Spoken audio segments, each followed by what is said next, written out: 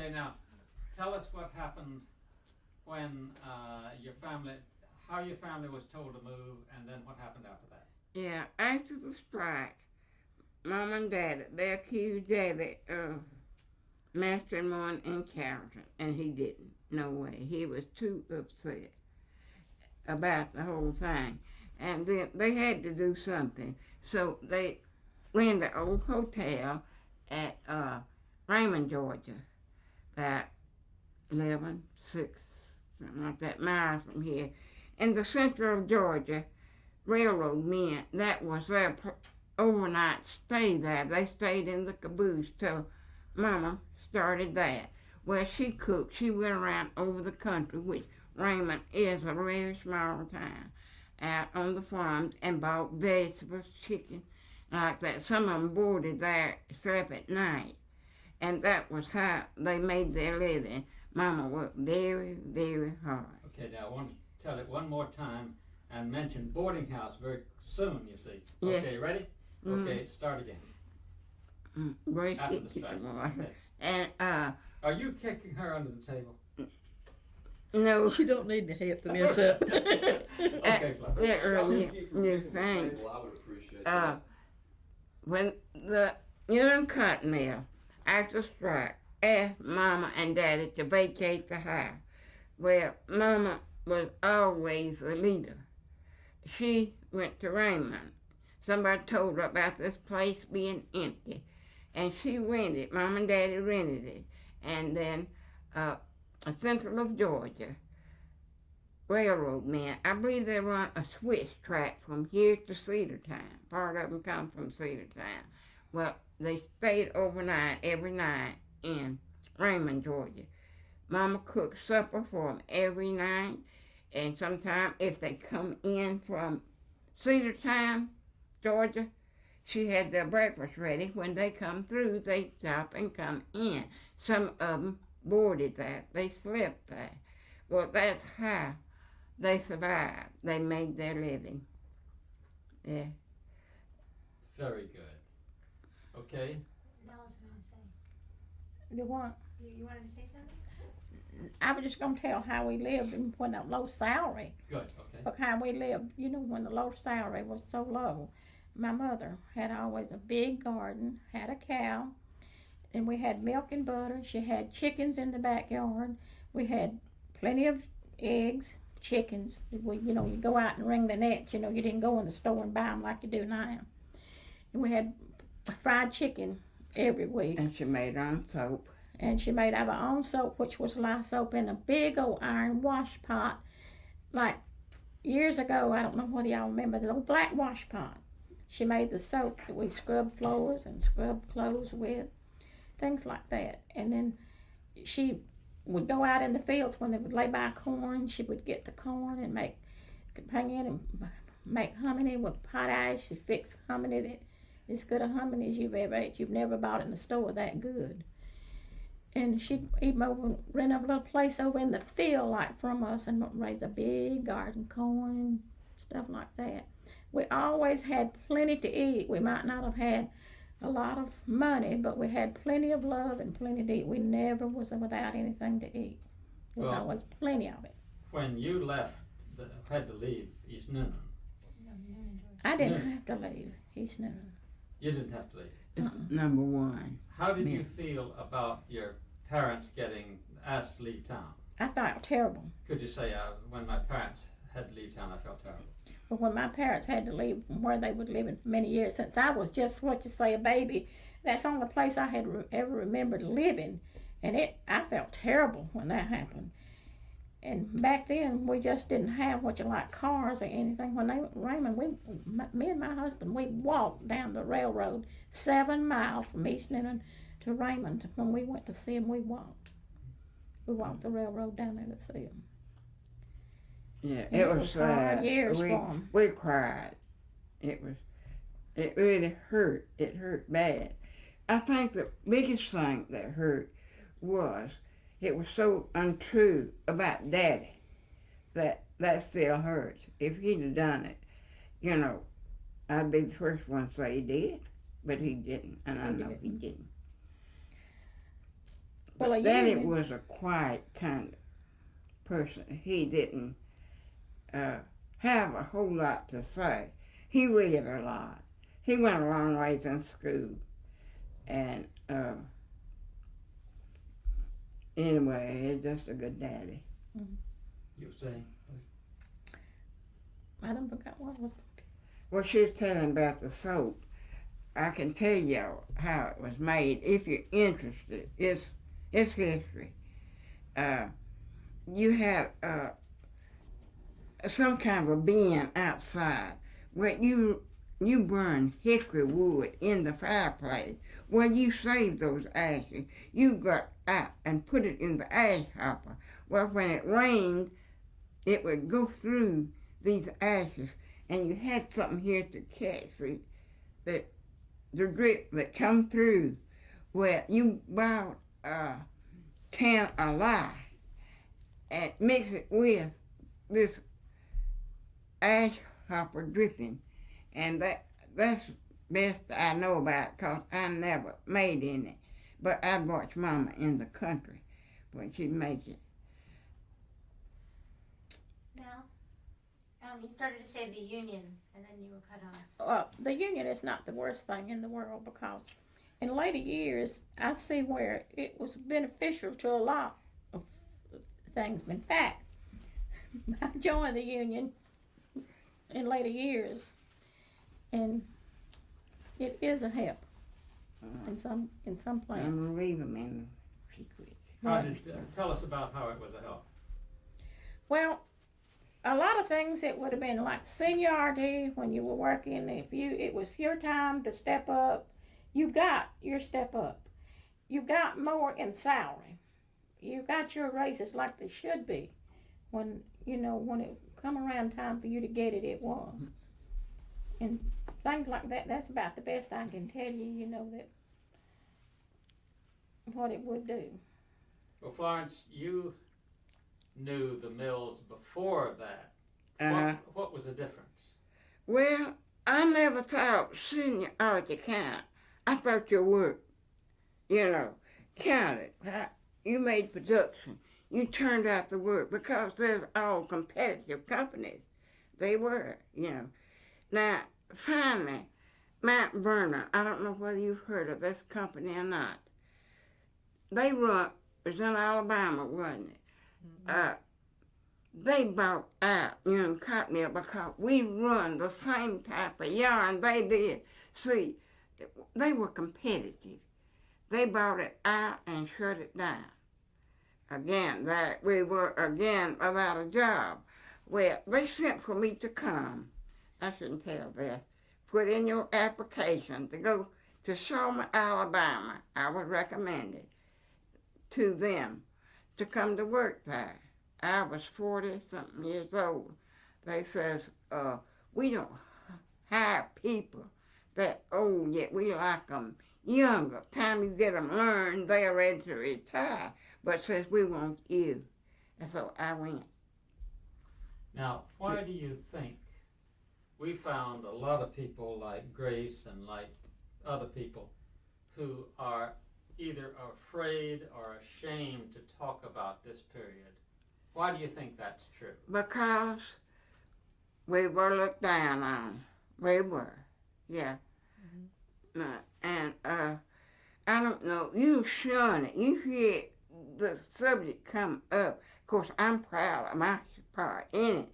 But you know how they gonna feel about hearing about you. And I don't know that somebody start talking about Union Cotton Mill. People that work there, well, you sit there, you don't say anything because it's not a good feeling to know, that you're around people that would think, you were trashy or something. That's a harsh word, to say, but that's the way we felt about it growing up. But we they thought they were better. But we never felt that way about it. We never thought we was better than anybody, or they were. And we just knew they weren't. But everybody wasn't that way. They were some. Has that changed since then? Well, I would think so. Yeah, I think it's changed a lot. Because I know the merchants, they would welcome our business. Because we didn't go in looking for the most expensive thing they had. We were hunting the cheapest thing they had. And so it wasn't long after Roosevelt went in, things really started looking up for the mill people. And I think a lot of other companies too. I don't know about the farmers, all like that. I don't know. I don't know whether they help the miners, but I do know about the mills. Grace, did you ever hear Roosevelt speak? Oh, sure. Tell us about it. I don't know a thing. I just heard him speak. But as fireside chats, they were great. I couldn't wait. They would not mention it on radio. He's going to have his fireside chat. Well, it was just like a daddy or something was going to come and talk to you that night. And it seemed like he just come right in the room and you believed every word he said. And it all came true, just like he said it would. All we had to fear was fear itself. And I believe that. It helped me a lot. Now, my husband had passed up for the Marines. He never had to go. He was at the fire department. He'd get something else. Well, I done forgot how it was. They classify him. Is it 1A? Well, they put him, is it 1F? He'd get another one. Actually passed up because I think they thought we should have a fireman too here. Of course, he wasn't the only fireman. Had some good firemen here in Union. But he never had to go. But we all gathered around the radio on the fireside chat.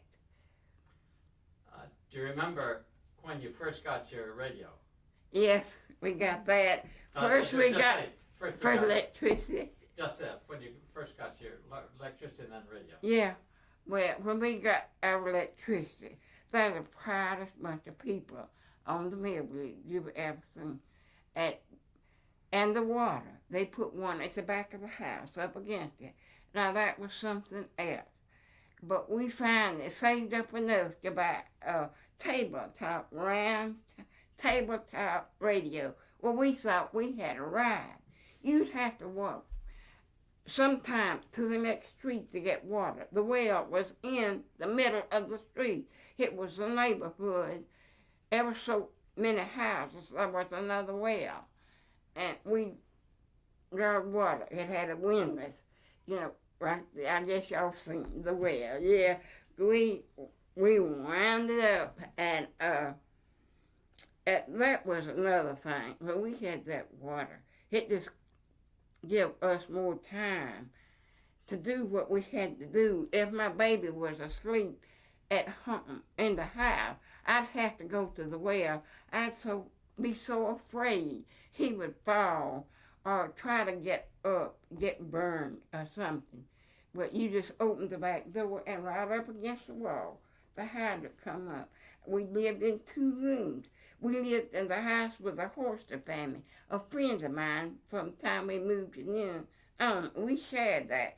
And finally we take a barrel, cut it half in 2, and where the stopper was in, we could stop it up, and we'd draw water out. We could go out and turn on a faucet. Now, people never had to draw water and walk a long ways after.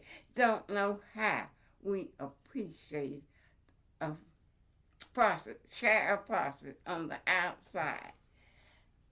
We thought it was great, and the electricity too.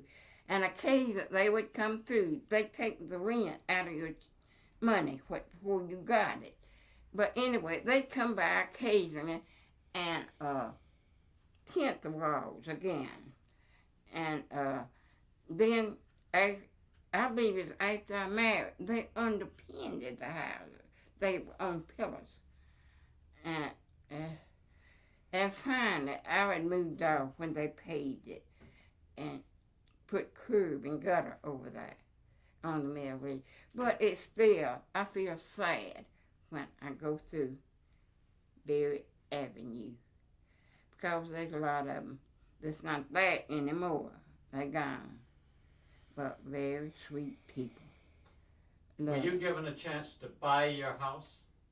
She was. I didn't live on Grace. Yeah. Tell us about buying your house. Gave $2,030 for it, 10 years paid. Tell what And you I sold made it it. for. I made it, huh? And you sold it for much more than $2,000, didn't you? Oh, yes.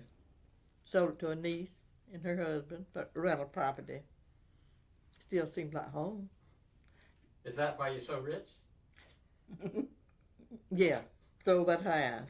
Yeah. Got rich off of it. We was raised at 20 Berry Avenue.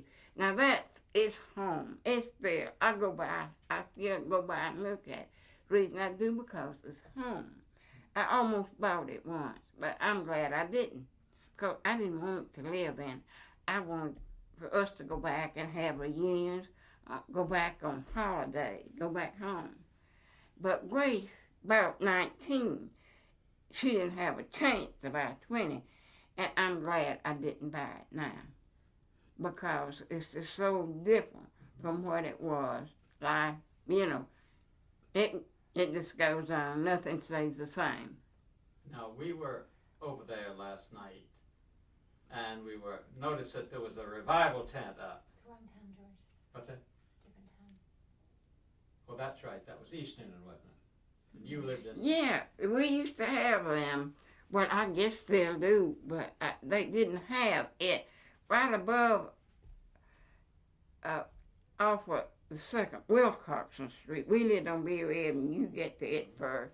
They used to be, there was an big empty lot there on Sutherland Drive that they put up big tents, and they were very charismatic, straight, and I never went inside of it, but I'd sit out on the grass outside and listen at it.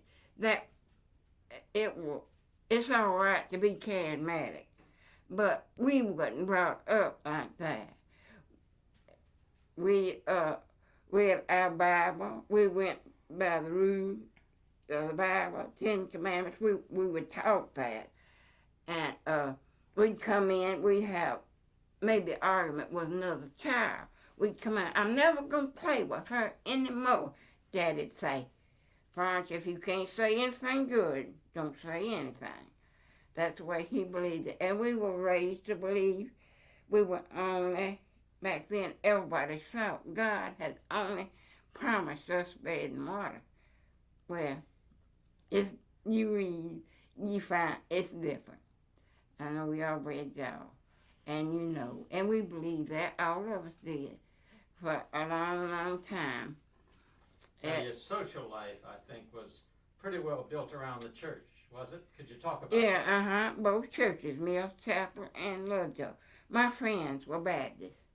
We were very, very young, and I'd go to both of them. I'd go with them. Sometimes they would come to me. But the superintendent of Union Cotton Mill was Mr. Will Reynolds, and he was Methodist. Well, we all went to the Baptist, and he didn't care where we belonged, and he'd come around every Sunday morning and pick us all up if the weather was real bad. He didn't want us he had feelings enough not to want us to walk in bad weather he put us out at Baptist church. He'd go on up to his church to Lovejoy. Well, one night I'd laying in bed, I think about, anybody has got to be that much caring about little cotton mill children to see that they didn't have to walk because they hadn't no way to go. We didn't have a car. Didn't anybody much have a car. See that we got to church on Sunday morning. And I don't know, something come to me, says, he's not wrong. And I didn't think anybody at Mill Chapel was wrong. I don't mean that. But I wanted to be at church where that man was. And I joined it. in 1926, I joined Lovejoy Church. Preacher Hamilton was the minister. I meant to join when Shackelford was there. He was such a good preacher. He'd come down to Murray Street School and tell little jokes to make us laugh. Well, I think I just got to join. The people at Lovejoy kept impressing me, and I was so young, second and third grade, and that was a Middle Church, and so what is Lovejoy? Mill Chapel Baptist, Lovejoy, United Lovejoy Methodist Church. Tell me about your brother. About my brother. Well, I don't know much to tell about him. Just Well, talk. she said not to move. I don't know hardly to tell you much about You him. just have a brother, and that's it. Just had about a brother, and I can't remember to tell you anything much about him. Well, I gather that he was down there at the time that the flying squadron came to town. We're not going to discuss that now. Because he told us no. Now, your brother told you no? No. Do you have any idea why he feels that way? Don't answer that now. He won't let me. Tell him to get off the subject. The reason why we're saying this to you, he has asked us not to, and we go by his wishes. That's all I wanted to know, is just that statement. Okay? Mhm. Do you have any Sometimes we have things happen in our life. You just don't talk about it.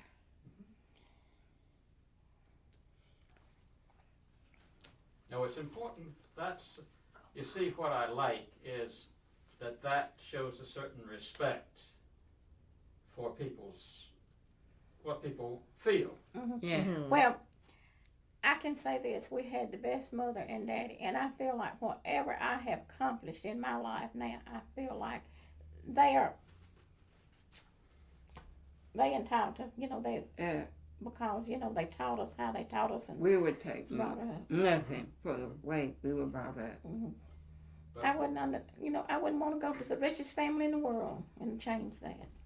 but what amazes me is that almost 6 decades later, a lot of people feel, just like your brother, this is not something to talk about. Now, it was a bad time in our life, and we like to remember the better times of our lives.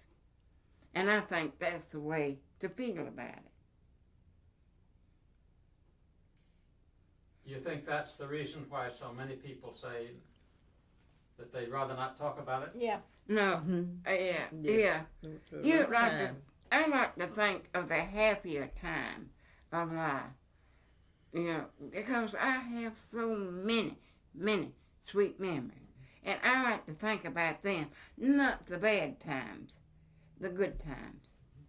Because Mom and Daddy hurt so bad. Because they were unjustly accused. That hurt too. And, but they made it. If she could look back at us today and she would see where we all have come to, she would smile. She would be very happy. She wouldn't be disappointed at all. I would think so. You look at this house, the beautiful lawn, Grace's furniture, the lace spread here. I mean, this is It's just the house, Yeah. just the building. Yeah, It's a it rich- is. But if you heard Just the the building. song, "You Come a Long Way, Baby," well, we did. And we had, good doctors here in Newton. And I can remember Dr. Joe Penniston told me one time when I had to go to him, he said, some of the best people in the world came from the cotton mill. So he put it up against anybody. He said he put it up They were against so anybody. sharing people and caring. That's what, and that taught me. So this day I share, and I love, and I think we all do. They accused me of the giver of the family. I am too. I could show you a lot. I got today from Methodist Home for Wayward Boys where I help. You run into it, you help. Maybe you can't give but $10 or $15, but that's that much. Grace, you got to go back to Noonan, didn't you? Go back to You Newton. came back to Noonan years later, didn't She you? didn't leave. She I didn't never did leave. leave. She No. stayed. It was I a was rough the one time. I was the one that Really left rough Noonan time. and was gone 30 years. And I came back in 1984. I had been retired 7 years. I came back. But this is home. And all my It family, is. and where I was living, above Atlanta in Tucker, Georgia, where I was living there, well, all my family was here, so I moved back here. Did your mother and father ever come back to Noonan? Mm-hmm. Right on the Yeah. mill village. Right on the Mill Village. Tell us about that. And Mhm. where I'll can let I you tell? go. You go ahead and tell. Yeah, go ahead. I Yeah, that's about 3 or 4 years. Yeah, they moved back. I saw Harry Taylor, superintendent then. I want Mom and Daddy back on the mill bed. Okay. And that's where we lived when I was at our work. daddy and mother died. It was during the war. Mhm. And the house we were renting sold. I was working back in Union Cotton Mill. And that is when they got me a house. Because the house I was living in sold, and they kept going up on the rent every month. I was trying to find a house. It wasn't easy during the war to find a house. And that is when we moved back. Yeah. I was back. Because I was leaving, Nell and myself were going to leave and go to East Point and go to work in some place. Uncle had gotten put up there. What was the name of that place? Yeah, I done forgot what it was. But they asked me if my overseer come and asked me, he said, Grace, do you want to stay? I told him I would love to stay, but that we would have to go. He said, no, you won't. And he said I'd go to Harry Taylor. And he told us to found us the house in a few days. Yeah. Across the street from where I was raised. Mm-hmm. Yeah.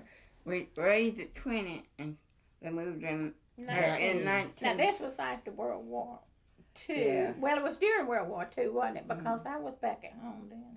Now, your father and mother were asked to leave in Yes. 1934.